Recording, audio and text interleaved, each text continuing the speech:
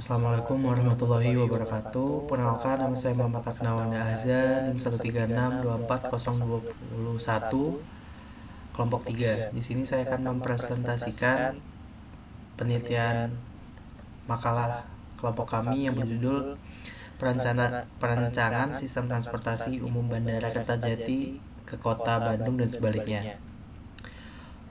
Selanjutnya, latar belakang pada masalah yang kami ambil yaitu transportasi umum yang terintegrasi sangat penting untuk mengurangi kemacetan, memudahkan mobilisasi, dan meningkatkan pariwisata. Namun, efektivitasnya sangat bergantung pada perencanaan yang baik, termasuk ketepatan alur, pilihan moda, dan harga yang terjangkau. Masalah ini terlibat pada Bandara Kertajati, yang meskipun dibangun untuk mengalihkan penerbangan komersial dari Bandung, kini mengalami penurunan penumpang akibat buruknya sistem transportasi umum penghubung antara bandara tersebut dengan kota Bandung. Selanjutnya yaitu rumusan masalah yang kami ambil pada penelitian kali ini, yaitu bagaimana perbandingan biaya, waktu tempuh, dan aksesibilitas antara berbagai moda transportasi umum yang tersedia untuk rute Bandung ke Bandara Kertajati dan sebaliknya. Selanjutnya, rumusan masalah yang kedua, bagaimana strategi perancangan transportasi umum penghubung perlu dilakukan untuk mengoptimalkan operasional dan pemanfaatan Bandara Kertajati. Kemudian, tujuan penelitian kami yaitu mengidentifikasi dan menganalisis perbandingan biaya waktu dan aksesibilitas dari berbagai metode transportasi umum rute Bandung ke Bandara Kertajati dan sebaliknya. Dan yang kedua, merumuskan berbagai rekomendasi strategi yang dapat digunakan dalam peningkatan jaringan transportasi umum penghubung yang efektif untuk mengoptimalkan operasional Bandara Kertajati. Oke, selanjutnya pada penelitian ini metode yang kami gunakan ada dua, yaitu deskriptif analitis dan kualitatif. Dan teknik pengambilan data yaitu studi literatur untuk deskripsi analitis dan wawancara dan observasi lapangan untuk kualitatif.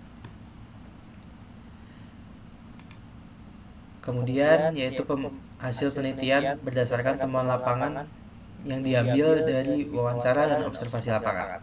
Yang pertama, kondisi operasional Bandara Kertajati saat ini dalam kondisi sepi. Pada Desember 2025 hanya ada satu rute internasional, yaitu Scoot ke Singapura dan sebaliknya pada hari Selasa dan Sabtu. Sementara penerbangan domestik sudah tidak ada lagi.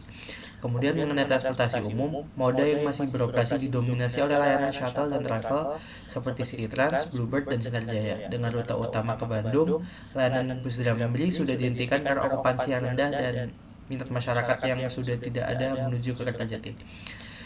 Yang ketiga yaitu aksesibilitas digital. Aplikasi panduan transportasi umum Mufid tidak menampilkan rute dari pusat kota Bandung, yaitu stasiun Bandung menuju Bandara Kertajati, yang menunjukkan minimnya integrasi data transportasi publik. Kemudian yang keempat, pengalaman penumpang berdasarkan wawancara, yaitu penumpang melihat fasilitas bandara sudah sangat bagus dan nyaman. Namun mereka terpaksa menggunakan kendaraan pribadi karena transportasi umum ke daerah lain seperti Cirebon atau Ciamis sangat terbatas, tidak praktis, dan mengharuskan banyak transit. Kemudian yaitu analisis dan pembahasan dari hasil temuan observasi lapangan dan wawancara yang telah kami lakukan.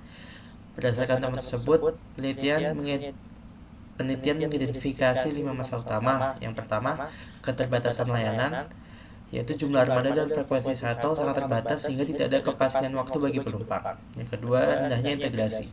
Tidak ada transportasi massal yang terhubung langsung dengan jaringan transportasi perkotaan di Bandung sehingga perjalanan lanjutan menjadi tidak efisien. Yang ketiga, ketergantungan kendaraan pribadi. Rumitnya rute transportasi umum membuat masyarakat lebih memilih menggunakan kendaraan pribadi atau layanan jemputan. Kemudian yang keempat, lingkaran setan operasional. Rendahnya jumlah penumpang menyebabkan berkurangnya operasional transportasi umum yang kemudian membuat masyarakat semakin enggan menggunakan bandara karena akses sulit. Kemudian yang kelima, aksesibilitas fisik. Melalui analisis matriks, waktu tempuh dari Bandung ke Bandara Kertajati melalui gerbang tol Cileunyi mencapai sekitar 57 menit. Kemudian yaitu rencana pengembangan, yaitu analisis kita melalui studi literatur. Berdasarkan master plan yang diajari, terdapat beberapa rencana strategis untuk mengatasi masalah ini. Yang pertama yaitu perpanjangan jalur kereta cepat bus hingga Cirebon dan Surabaya.